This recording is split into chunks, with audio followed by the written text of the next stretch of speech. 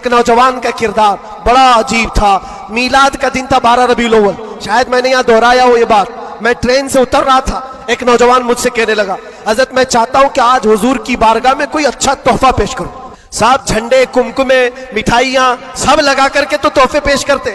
اس نے کہا میں کچھ ایسا کرنا چاہتا ہوں حضور پاک صلی اللہ تعالی علیہ وسلم کو خوشی ہو. میں اتر رہا تھا, اچانک ذہن میں یہ بات آئی, کہا اللہ کے نبی کے اخلاق یہ تھے کہ وہ بوڑھوں کی مدد کرتے, ان کا بوجھ اٹھاتے تھے. مکہ میں حضور مشہور تھے اس بات پر. ہم اتر رہے ہیں, دیکھو ٹرین سے کوئی بوڑھا اتر رہا, اس کا سامان اٹھا کر پہنچا دو, سنت ہے یہ بھی. اور آج 12 ربیع الاول ہے, تم حضور کی بارگاہ میں خراج عقیدت پیش کر. یہ بات کہا اور میں گزر گیا. وہ جوان ایک بوڑھی عورت 2 بڑے بڑے شاپر لے کر آ رہی تھی, اس کے پاس گیا اور کہا کہ اماں جی مجھے دو, میں اٹھاتا ہوں. وہ پہلے تو گھبرائی, کہا کہ تو کیوں اٹھائے گا, تو کولی ہے کیا ہے, میرا سامان کیوں نہیں دوں گی. نہیں دے رہی تھی. اور کیوں دے اجنبی کو کوئی. اس نے اصرار کیا, اماں جی دے دو اٹھا لوں گا. کہا اتنا کیوں کہہ رہا ہے بیٹا, تو سامان لے کے بھاگنا ہے, کیا کرنا ہے. اس نے صاف صاف سمجھا دیا, اماں جی بات یہ ہے آج 12 ربیع الاول کی تاریخ ہے, ہمارے پروفیٹ محمد صلی اللہ علیہ وسلم کا جنم دن ہے, اور ان کی عادت تھی کہ وہ بوڑھے لوگوں کا بوجھ اپنے ہاتھ اٹھاتے تھے. میں چاہتا ہوں کہ ان کا عمل دہراؤں, ان کے اخلاق پر عمل کروں, اور میں ان کی روح کو خوش کروں.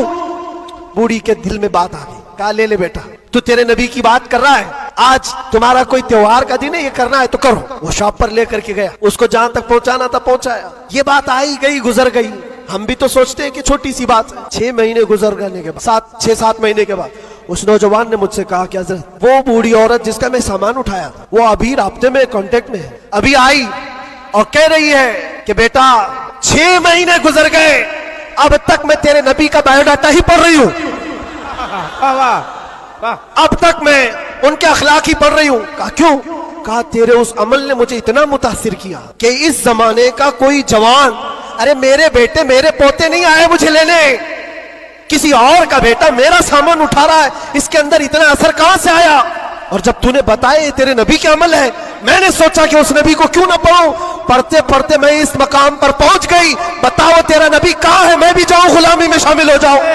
واہ واہ واہ واہ, سبحان اللہ. تمہارے اخلاق سے انقلاب آ سکتا ہے, تمہاری عادات سے انقلاب آ سکتا ہے, لیکن جب تم خود سیرت نہیں پڑھنا چاہتے تو دنیا تو پھر یہی تانے دے گی کہ آتنکوادی ہیں, یہ دہشت گرد ہیں, ان کے منہ پر تھپڑ مارنے کا طریقہ یہی ہے. ہم تمہاری سرٹیفکیٹ کے محتاج نہیں ہیں, ہم تمہارے بولے جانے سے کچھ بھی پرواہ نہیں کرتے, تمہیں اپنے نبی کے اخلاق کر کے دکھانا ہے. ایک نوجوان کا کردار بڑا عجیب تھا. میلاد کا دن تھا 12 ربیع الاول. شاید میں نے یہاں دہرایا ہو یہ بات. میں ٹرین سے اتر